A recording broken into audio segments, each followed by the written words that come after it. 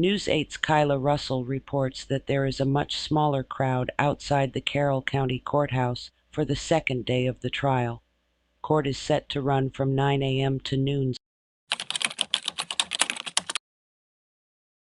Richard Allen arrived in court Saturday wearing a blue striped button-down and glasses. News 8's Kyla Russell reported that he was seen looking back at his mother and his wife. Libby and Abby's families were all present in the courtroom. Richard Allen is accused of killing the teens who went missing February 13, 2017, and were found dead the next day.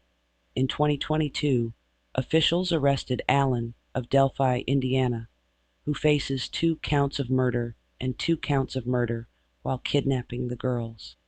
On Saturday, jurors were back to the courtroom in Carroll County to hear testimony from the man who was Delphi, Indiana police chief when the girls were killed, and from 2 men who played key parts in the following day's search for the girls, including one who found their bodies in the woods.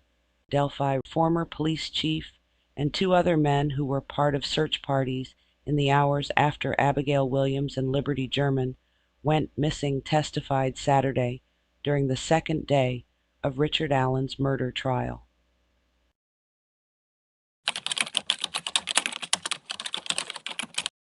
The first witness called to the stand by the prosecution was Steve Mullen, who served as Delphi's chief of police in 2017 and was on duty the day of the murders.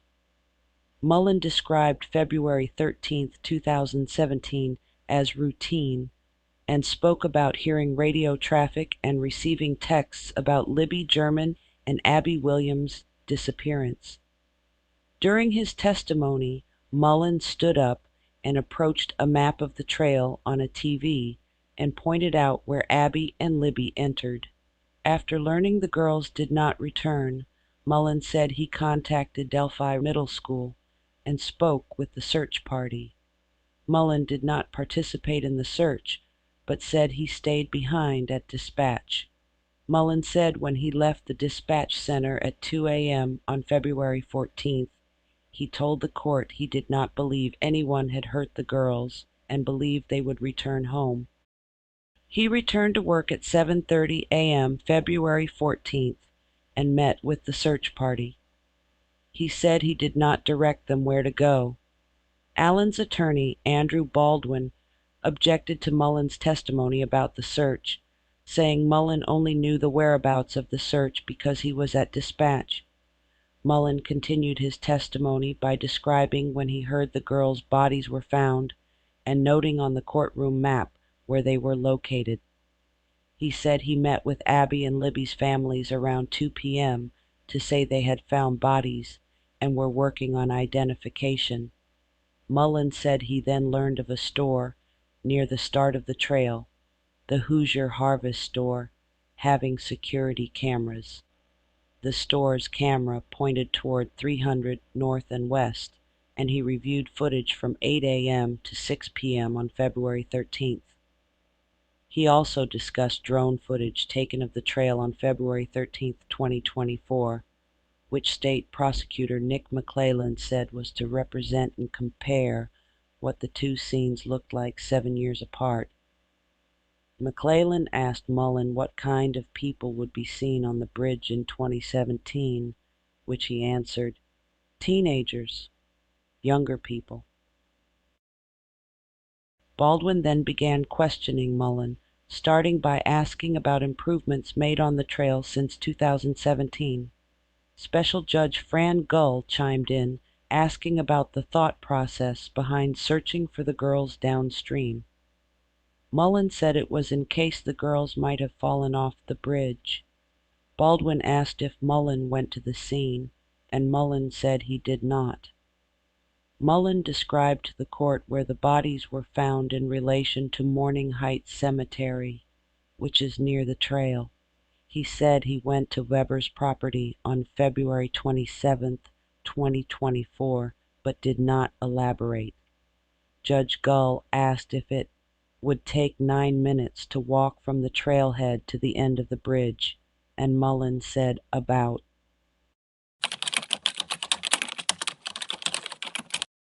The second person to testify Saturday was Jake Johns, a lifelong Delphi resident who works at a propane company in Delphi. Johns spotted Libby German's tie-dye shirt in Deer Creek during search efforts. Johns said he knew Libby German's family, and his wife worked with Libby's grandmother, Becky Patty. Johns was not familiar with Abby Williams or her family. Johns said he joined the search for the girls on February 14th. He said he knew they would be looking for a tie-dye shirt that belonged to Libby and walked 4 hours around the area and to the High Bridge, where he spotted the shirt in the water.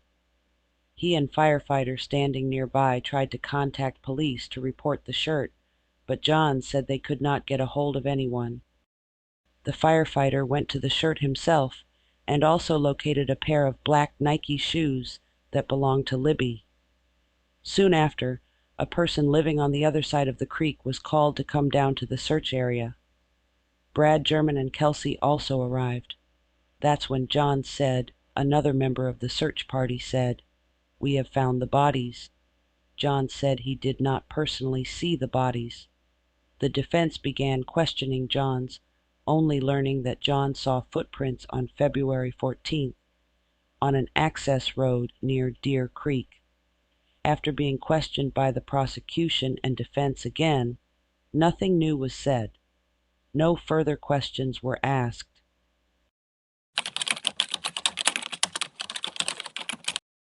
The court's second session started just before 11 a.m. with testimony from state witness Pat Brown, another search party member and lifelong Delphi resident. Brown's home is 1.5 miles from the High Monon Bridge, and he participated in search efforts on February 14, 2017. Brown told the jury he'd known Libby German's grandfather, Mike Patty, since high school, and also knew Libby. He said he was at home eating dinner and watching TV when his wife told him Libby and Abby Williams went missing. Brown said he called a man named Tom Mears for help and went out in the dark to search for the girls. Brown pointed out his drive from his home to the Morning Heights Cemetery on the courtroom map. He said he stopped at a man named Ron Logan's house to ask if he saw the girls, then continued to the bridge to talk to search party members. Afterward, he drove to the nearby Mears property and met with Tom to look for Libby and Abby. Brown said he called off work on February 14th to help with search efforts. He and Mears drove into town, where Brown said Delphi Police Chief Steve Mullen was heading the search up. Mullen said in his testimony earlier Saturday that he did not head up the search. Brown picked up his daughter around 11 a.m. on February 14th and soon received a call from Mears to say they'd found Libby's shirt along Deer Creek. Brown went to the north side of the creek and found the girls' bodies on the way. A soft-spoken older man, Brown choked up and his voice began trembling. After asking for a minute to collect himself in court, he recalled, "I turned around and I yelled out we had found them.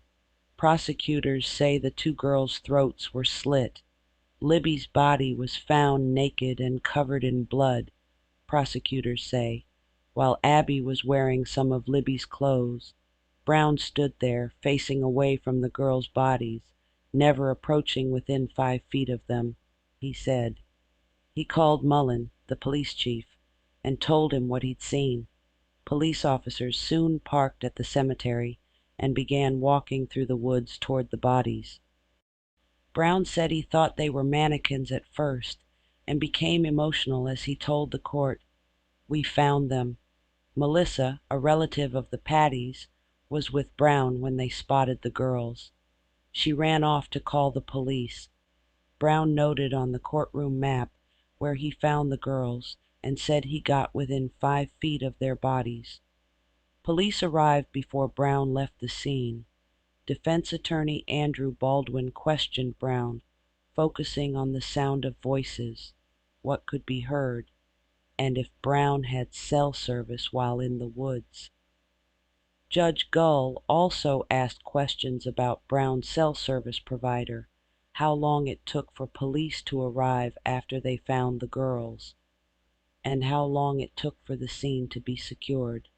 Brown answered that officers arrived within 5 minutes of being called, and it didn't take long for the area to be secured. While Brown recounted his encounter with their corpses, Becky Patty, Libby's grandmother, leaned forward from her chair in the courtroom. Libby's older sister, Kelsey Siebert, sat to her grandmother's left and bit her lower lip. Saturday's session ended after the jury was shown a photograph of Libby's shirt and shoes in the muddy water of Deer Creek. The trial resumes in Delphi early Monday, October 21st, 2024.